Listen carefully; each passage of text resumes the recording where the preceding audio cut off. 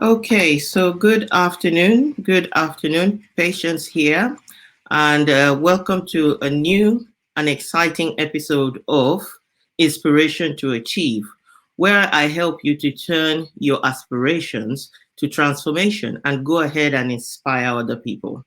I also help you to achieve your life and business goals, thereby helping you to thrive. So I welcome you for those who have always been part of this journey, watching inspiration to achieve. I welcome you. And for new people who will be joining, I welcome you. So today we're going to be talking about one of my favorite topics, and that is how to change your money story.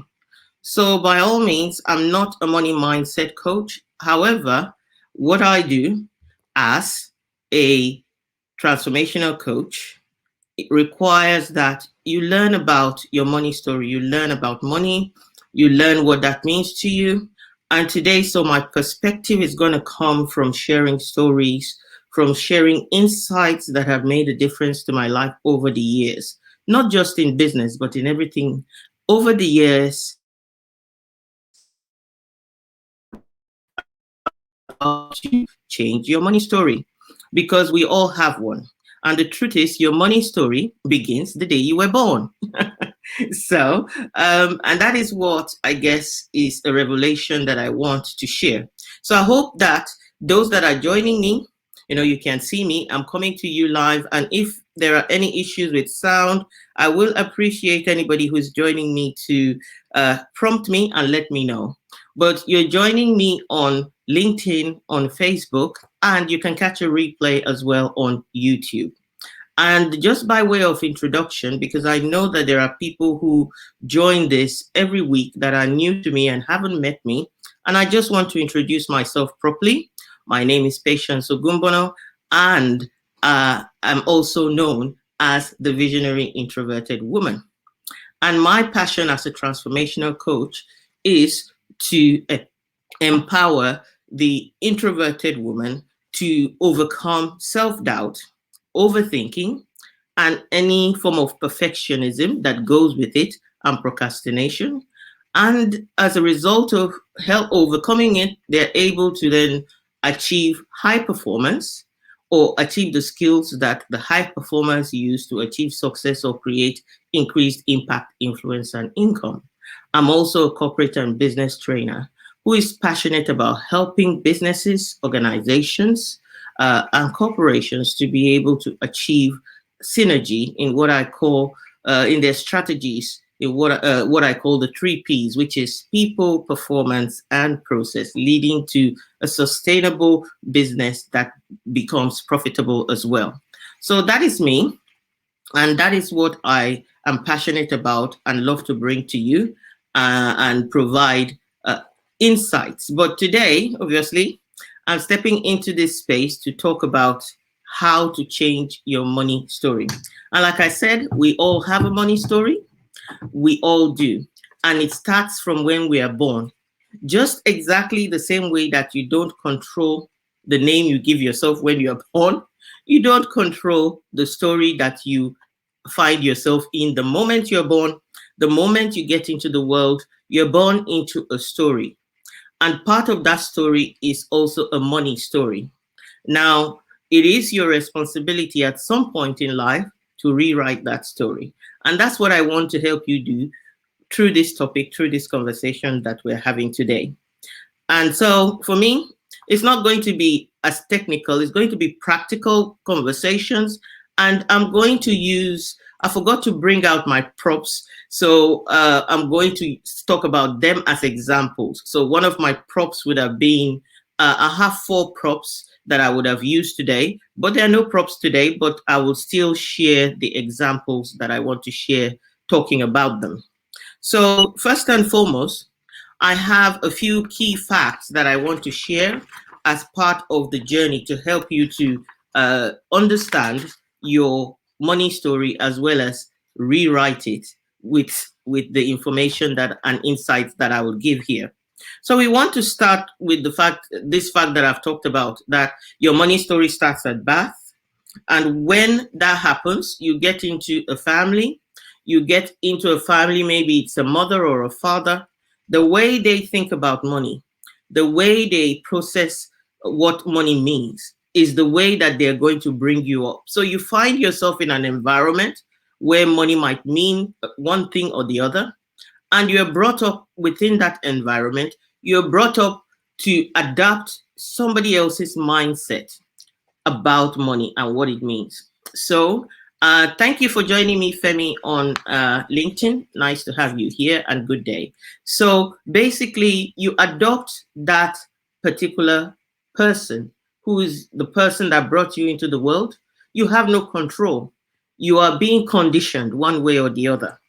And you will then adopt whatever it is that their money story is, their money language is. So if you find yourself in a place where people are always focused on lack, unfortunately, you'll be brought up focusing on lack. If you're brought up in a place where people are focused on abundance, then you will adopt a money story that is focused on abundance. So it's important to remember that the first story you have of money is not your own. As time goes on, as you get older, you then take responsibility. For me, that responsibility started when I turned 30. I actually lived in denial and I chose to, live just freely and live in accordance with maybe what people said about money, or did not check what language I was using about money, but just knew that at some point I was not accessing the things that I needed to access in my life. And so I had to ask myself, why? And I keep saying it, I say it, I write it a lot.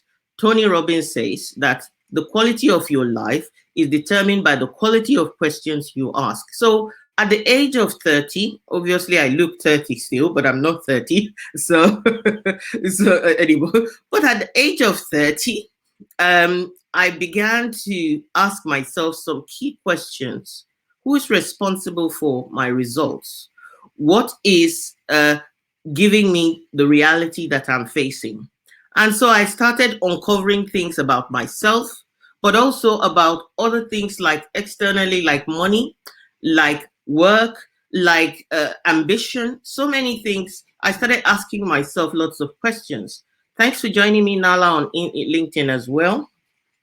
So this is what I want you to do. The first key fact you've got to recognize is your money story from the beginning is not your own. And if you haven't taken time to rewrite it, then you need to start doing that.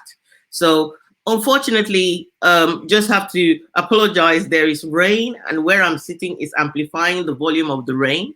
If you can hear it, that's going to be nice background rain. Nature doesn't recognize anything, it just shows up. So rain is falling at the moment, and there's a bit of background noise coming from the dropping of the rain on the roof. So what's the next thing that I want to highlight about the fact of money is the fact that money in cash terms is just a physical representation of energy. So it's more of, it's something that you recognize that you have to exchange physically for something else. But in reality, most of the money and the wealth in the world is invisible. It's going through links and going through wires and channels, just like you have the internet. So in this fact, you've got to recognize as well that what you attract to yourself, if it is energy, is either positive or negative. I'm not trying to be woo-woo about this. It's as a man thinks, so he is. So you create your reality from your thoughts. You attract things from your thoughts. Therefore, money in itself is energy. And many of my mentors, especially my mentor, Paul Martinelli, is somebody who talks about mindset, about energy a lot, and about what that means in terms of the real physical world we live and we interact. Therefore, it's important to recognize that the physical money is just a representation of energy and flow across the world. So how your money story is about whether you have an uninhibited flow to resources that you need, to survive. That's another way of seeing money. Resources that you need to survive, need to triumph, need to thrive. So it's about understanding whether you have a block to that energy or you have a flow to that energy. As a person of faith, when I was very young, and that is why what led me to ask questions. And one of the overarching questions I asked myself was based on my faith.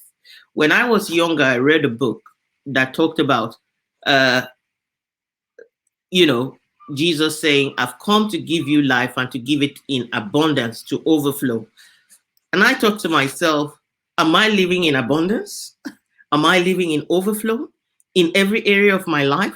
And my answer to that was no.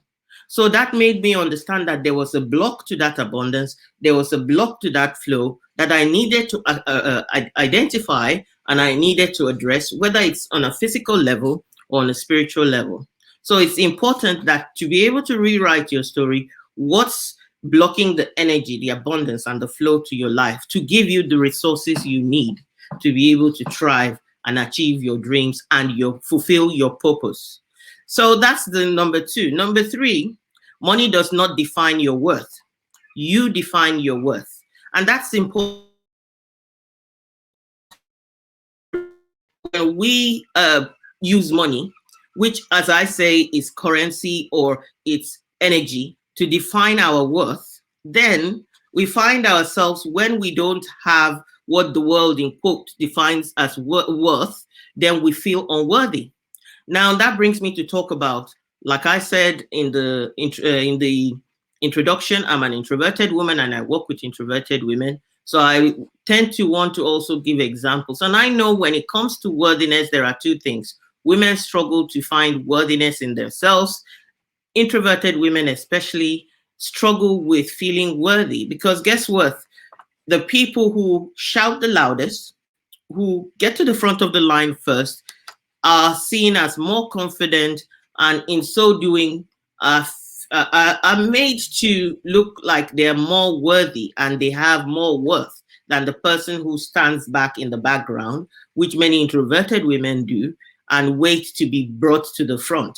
So, but money and the things that you see around are not what defines your worth. Your worth comes from the inside. It comes from the work you've done to know who you are. If money was what defines worth, despite a lot of millionaires' bank balances, when you look behind the scenes of their lives, it's not fulfilled. So if money was what defines worth, then they should feel so worthy because they can buy anything. In itself, when you can buy anything and everything, you now question why you are not happy because you can buy anything. So if you can buy anything, you don't stay awake worrying about the money, worrying about, but they confess to having worries. They confess to wanting love, the minimum basic thing that we are all born and require for survival. They confess to not being able and capable with the power to access that without somebody else's power. So whether you're a millionaire or not, you can buy people's attention from time to time, but their love, their true, genuine love, unconditional love, comes not from the money that you use to buy them, but from the person that you are. And so self-worth is about who you are. And if you don't like who you are, then you can work to develop the values that you need to be a better person. So for me, that's number three.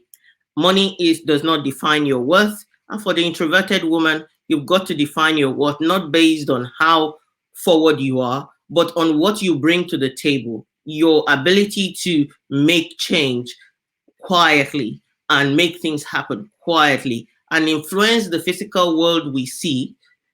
In many ways, a lot of inventors are introverted, they're quiet, but they impact the world that we see. And their impact is silent, is quiet. So, but it changes lives. And so you've got to recognize your worth from that. So it's also important to know your truth and see your wealth. And by that, I mean, it's important to define money in terms of wealth as opposed to just money like cash, having it in the bank.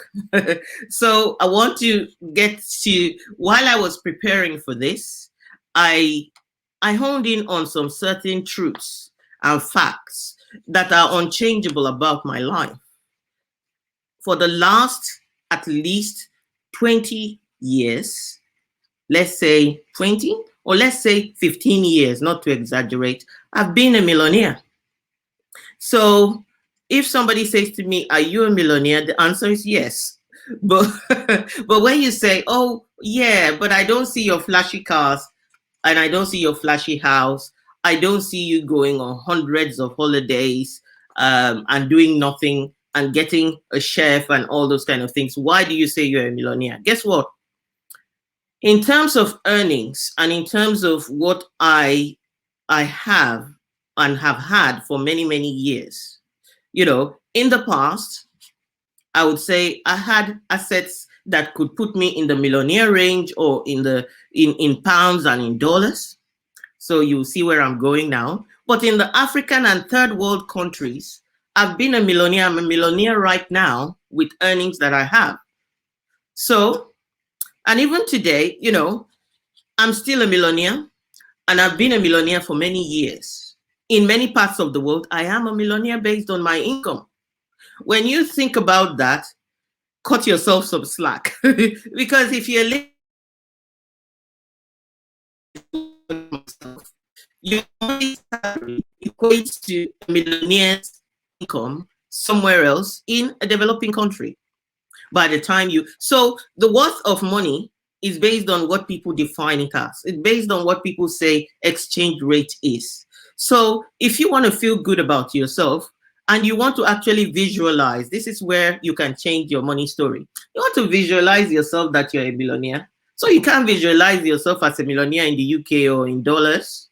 Take yourself to a place where by the time you convert that which you earn, it puts your life in a better situation. It puts your life at the top level of the people in that society. When you begin to reason that way, you can visualize yourself actually living the life you want to live. You can visualize yourself actually getting there, even in pounds and dollars, because you are already there. They say faith calls those things that are not as though they were. So if in this particular environment, you are not yet classing yourself, your bank balance is not showing a millionaire, convert that bank balance, whatever it is, as long as it's not zero, because you can't, 0 times 0 is 0. But as long as it's not 0, convert that and have a look across the world to know that you are a millionaire. So what if you live in the other side of the world and you're not yet a millionaire? Well, that doesn't stop you from looking at the wealth of things in your life that money can't buy.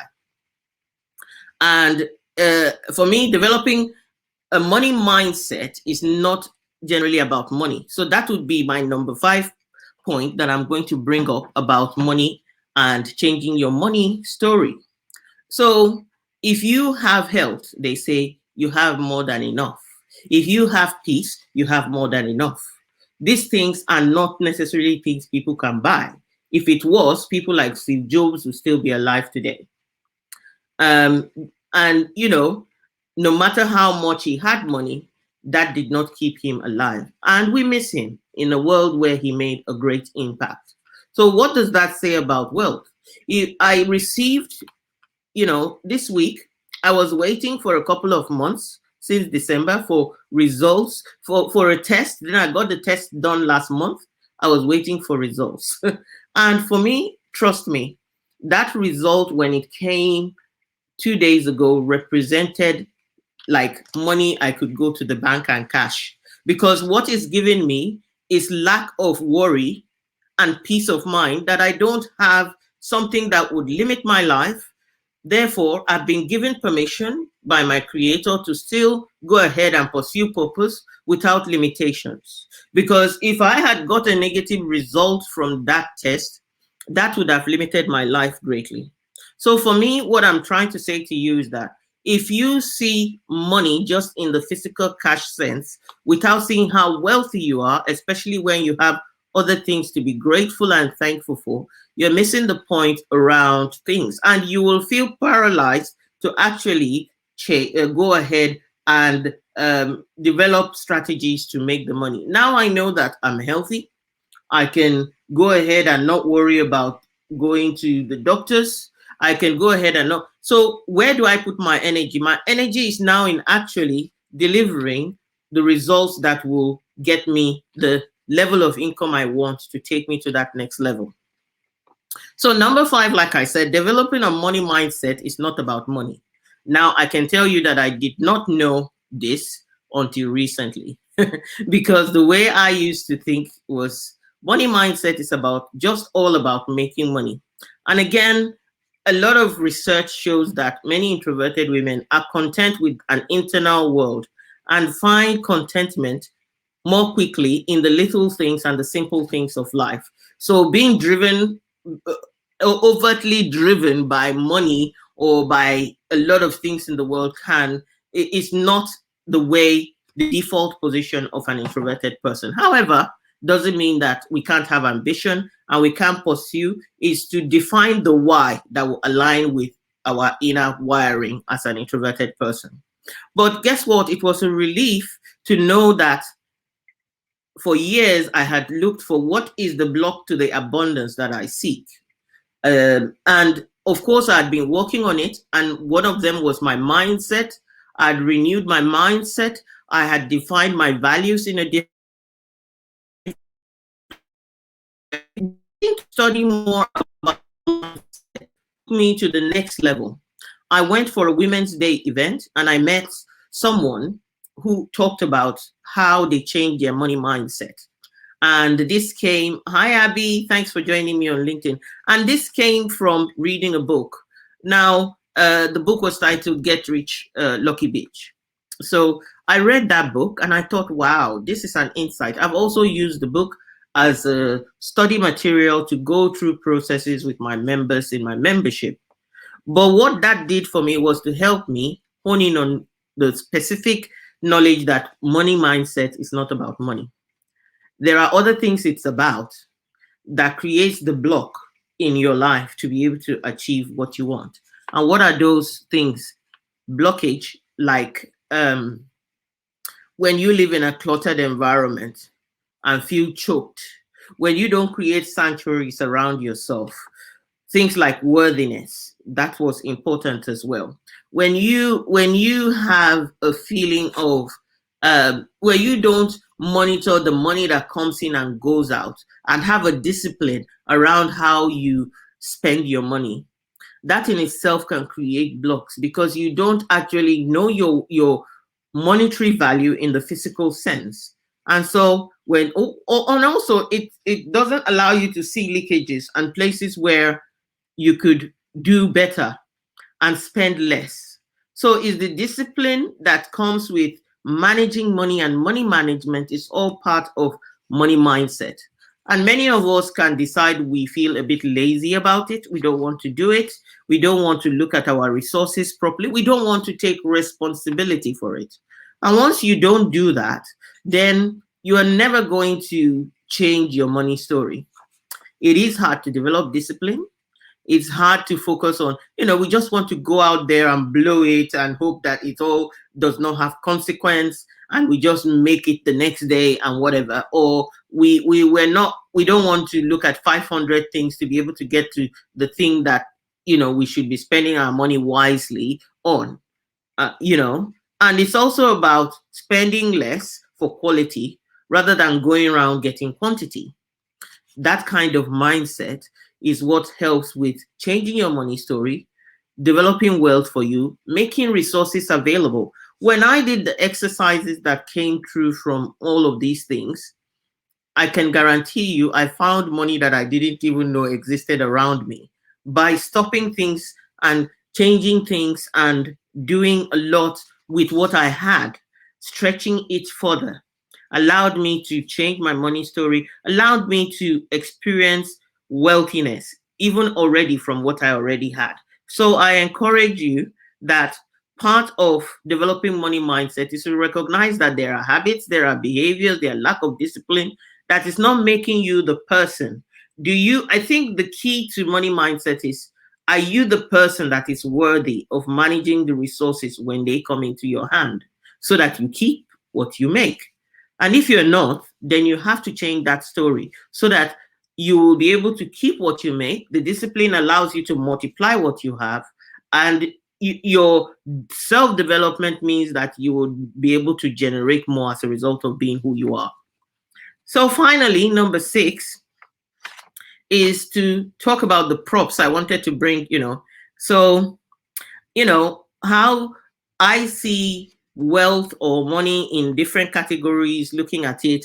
And so I said that I'll talk about 4 things. What are the 4 things? The first one is the physical cash, the note with somebody else's face that determines how much a thing is worth when you exchange it.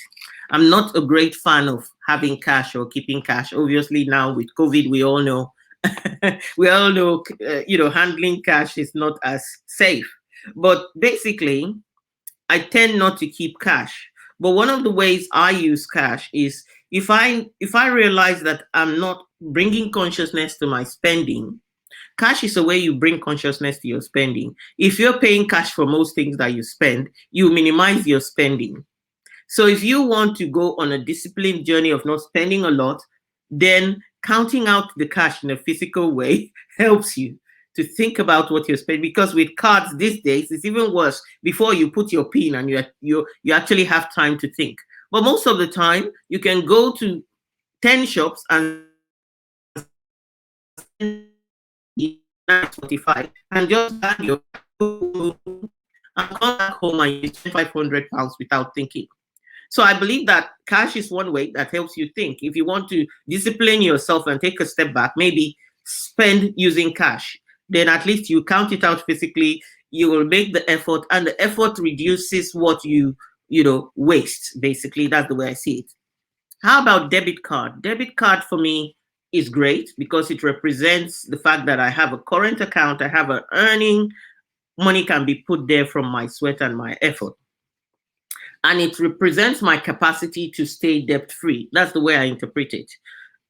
Because it means that if there is no money there, I can't spend. But if there's money there and I have those resources, I will go to a shop, I'll pay for something. And so many times I resort to using my debit card because I just realized that, yes, I have a limit. And once it's run out in that account, it's run out in that account. And that's it. So I'm not a fan of overdraft. And even when the bank asks me, I will say, well, yeah, I know, but it doesn't allow me to discipline myself to stay within my boundaries. When we talk about boundaries, your debit card is a boundary. And once the money that is linked to it is done in the account, that's your boundary. And you can take that and work with it. Well, one of the ways I do is that your money does not work well for you just sitting in your current account. So you need to be thinking about how you split it up to invest it so that you get more coming in. So for me, a debit card represents my current account, which represents money that I can invest, money that I can save for a rainy day, and it represents my affordability level. What can I afford? What can't I afford? If you want to increase that and you see it and you notice it, and it's a boundary that is good for discipline, but it's also a boundary that shows you your limitations. And I like it for that because you'll be thinking, okay, this does not meet the lifestyle that I dream of. So how do I change my money story? I want that bank balance to look different. I want this debit card to represent more power. So that's the way I see a debit card. And I've used my debit card to make sure that it works more for me, to get into other things. So buying things and getting rewards. Credit card, same thing. I buy things and I get rewards. So that's the 4th prop when it comes to money mindset. Yeah. Thanks, BC. Glad to have you on board on LinkedIn. So the credit card is very important. When I read a lot of people tell you, don't take credit, don't do this. But I will explain to you how I see a credit card. Credit card represents my capacity to expand and get credit. It tells somebody that I am worthy to be given credit to use for what I desire, because it would go ahead and show my spending habits. It also helps me to understand whether I'm a disciplined person by paying it off. Many years ago, I remember a late colleague who was standing in the office and she said, "Oh, I'm going on a holiday to Egypt." And it's 5-star holiday and it's all paid for free. I was on the other side of the office when I heard it. I jumped speedily and I ran to her. Those kind of things don't miss me. She wasn't talking to me, she was talking to a group of friends, but I went there and I put my head in and butted in and was like, "What?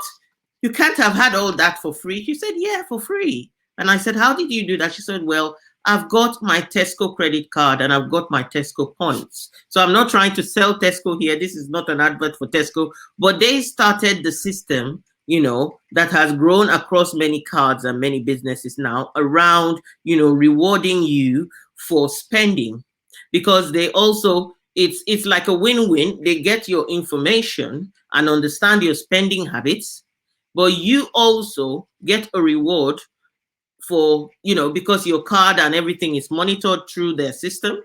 But then every spending you make gives you points that then results in a lot of things. So if you're disciplined, of course, to pay it off, what happens is you get those points and it represents extra capacity in your life.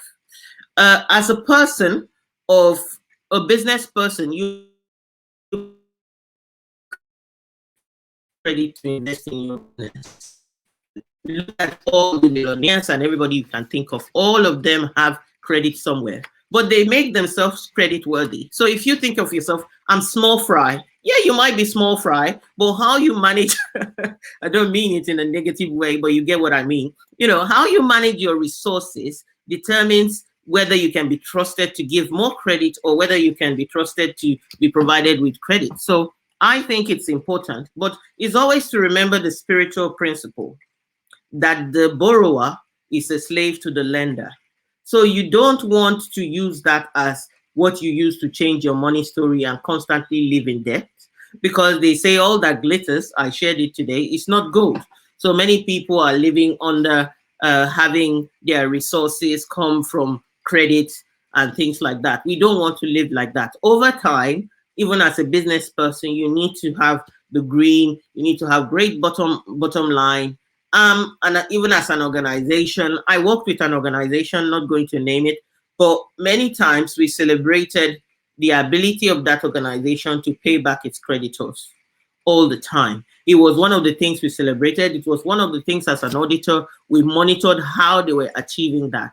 It was exciting for me. And I remember also being part of a church where the first day I entered that church, they said, "We've been paying a mortgage on this, but what we want is outright ownership." And so they asked for people, all members, to support. That was refreshing to me. I'd never heard a church say that. And I just thought, well, this is really refreshing. It's my first time here. I'm not a member, but I'm going to support this vision. Of course, I became a member later and benefited, but at the time I wasn't a member. And I decided to invest in them because I thought this is a great vision. So it's always important for us to change our money story by not wanting to be a borrower that is a slave to the lender. That is, for me, a spiritual principle. So finally, what's my final most important prop? It is my Bible. I can't avoid that. That is who I am. To be authentic, I have to share how my journey has been. The awareness of me having to chase abundance or go after abundance, like I said to you, is because I know it's my birthright as a person of faith. It's my birthright and it's a promise that I can cash in because Jesus said that he came to give abundant life. So aside that understanding helps me, but it helps me to look beyond my physical capability to change my money story, my physical capability to find favor. And some of the principles around changing your money story is not about what you give, or what you do. It's about what you give as well. And that principle helps to find fulfillment. That's why you see a lot of the rich top people, they have charities. That's where they spend their life, because that is when you begin to be significant to others by making a difference, you find your fulfillment. So for me, that is how I see wealth as well. Reading stories growing up, like Jesus turning three loaves and five, 2 loaves and 5 fishes into feeding a multitude. That was interesting to me because I understood how the divine intervention can multiply your efforts to create abundance in your life. Then another story that intrigued me was the story of when the disciples asked Jesus that, the tax collectors are coming. We are in trouble. We owe money.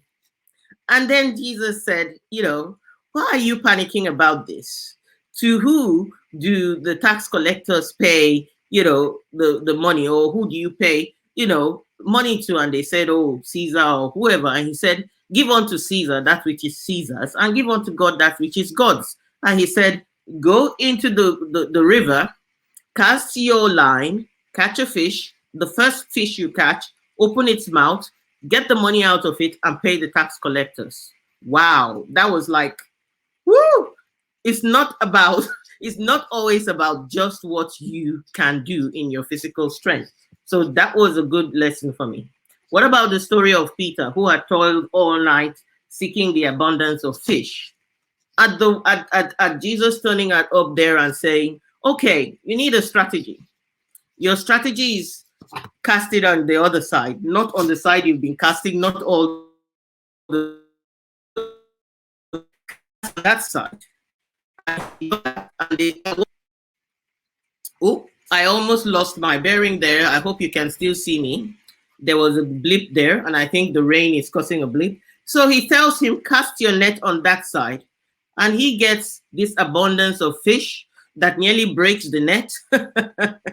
And he able to share it. So I believe that there is divine intuition to get intuition. Being intuitive is one of the gifts of being an introverted woman. I've tapped into my intuition a lot to get things that I would not be able to ordinarily afford. So I don't believe that I have to be a millionaire to do many things that I want to do in life. I believe that there is divine provision, divine appointment, divine connections, and divine strategies for me to be able to multiply that which is in my hand.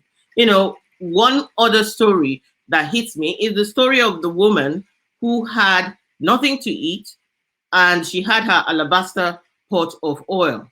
Meets the prophet Elijah, and then what happens?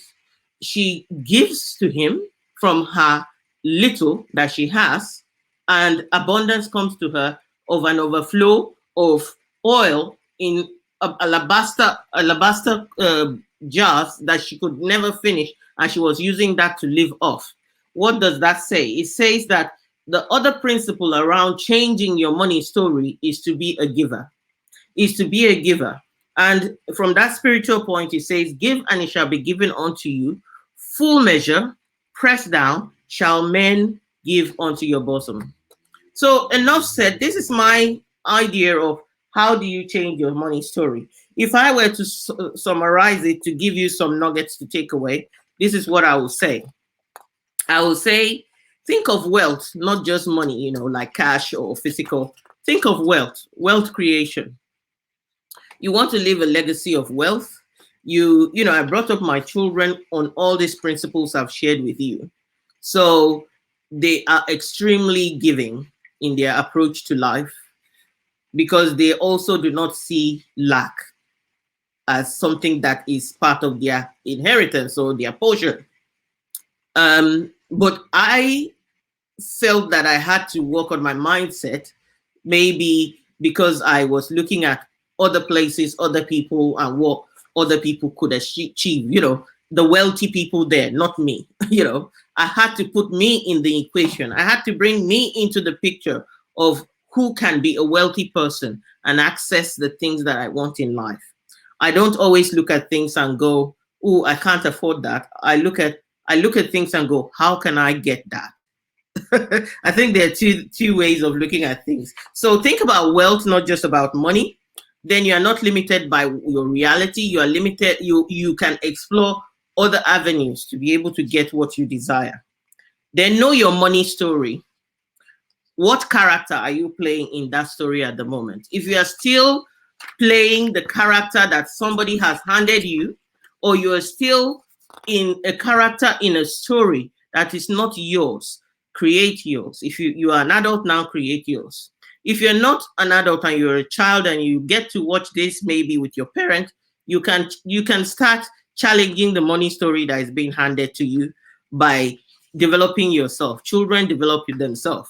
I know that a lot of children were made to read the book by Rob Kawasaki called Rich Dad Poor Dad, because he talks about, as a child, having two dads and being able to. That's what I say. One of them had a money story they were telling him. The other had told him a different money story, and that changed his life. So I want you to know that you're not too young to start. You're not too old to start. You just need to change your money story. Engage with strategies that help you make more, keep more, invest, and give more. So when I talk about strategies, is look at where your time is being spent. They say time is money. Where is your time currently being spent? Is it going to empower you to make more, keep more, invest, and give more? Those definitions will then help you to achieve. Then the ultimate goal for me is not to trade time for money, but to make money work hard for me. So if you're sitting on pots of money at the moment, how hard is it working for you so that you don't have to trade time for money? This is a principle that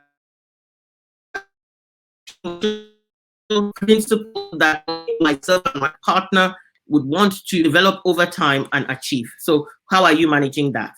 Then the final nugget I want to leave with you, it is God that gives grace to create, gives grace and guides you to create, generate, and grow wealth. Because that is what, for me, my faith and the scriptures say, it is Him that gives you the ability to create and keep wealth as well. So, and He's able to meet your needs, the needs that you desire. Because if you're a person of faith, you can believe that your needs will be met. That's my belief. I've always had that belief, and I've always held on to that belief. I've always said, if you don't have faith, think about it. Your lack of faith, how does it serve you? It's good to have faith. Faith serves me. Lack of faith, fear doesn't. Fear is just a question. And when I answer it, I answer it by faith, and I answer it with action, and then it goes away. So it's important to remember that if you're a person of faith, of the Christian faith, you have promises. Don't worry about the prosperity messages that you hear everywhere that can be discouraging sometimes and be taken overboard. What's your own responsibility to dig deep, find out what you need to find out, and change your money story? So if you're struggling and you feel, I need help and I want support, I'm there to support you. I have a program called Harness Your Strengths and Thrive. Within this program, we do four things. We go on a journey of revealing what your current reality looks like.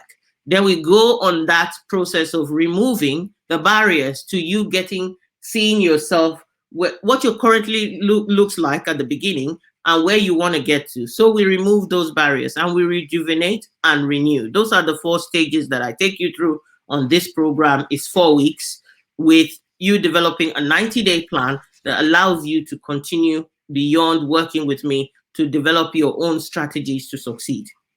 So here, on Inspiration to Achieve, we always come along and talk about, leaving you with a nice quote that you can ruminate on, that you can think about, and you can use. So here is one quote that I want to leave you with, and it is this: every day is a bank account, and time is our currency.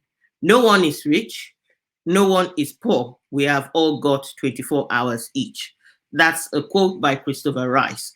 So let me read that again. It says, every day is a bank account, and time is our currency. No one is rich, no one is poor. We have got 24 hours each. Christopher Rice. So what are you doing with your 24 hours? How are you cashing the time currency that's in your hand? This has been my focus for the week. How I'm cashing my currency, how I'm spending my time, who I'm spending my time with, where I'm spending my time. Because I have a vision and I've seen the person that I want to be. Vision is about seeing the person that you want to be. So if you're seeing the person you want to be, how are you depositing into that bank account to create that person, to build that wealth? This is what I want to leave with you. So please, when you watch this, I would appreciate hashtag replay, share your insights with me, share your own ways of creating your money story. This is my own way. These are principles I teach, principles I live by, and I wanted to bring them to my audience to share it with you. I hope that I've inspired you to go ahead and thrive. So again, like I said, in the next 24 hours, this will also be a replay on my YouTube channel. I encourage you to subscribe to my YouTube channel so you have time to sit down and watch it whenever you want, because it will prompt you when the videos are there for you to watch. So it leaves me to say that I'm always available to encourage, to inspire, and to root for your success. So feel free to contact me for things that you know that you need help with in the area of overcoming overthinking, procrastination, perfectionism, self-doubt, those things that are holding you back from achieving what you want to achieve. If you're running a business and you need strategies to help you move your business forward where you feel stuck, then you can have a power hour session with me and get that clarity that you need.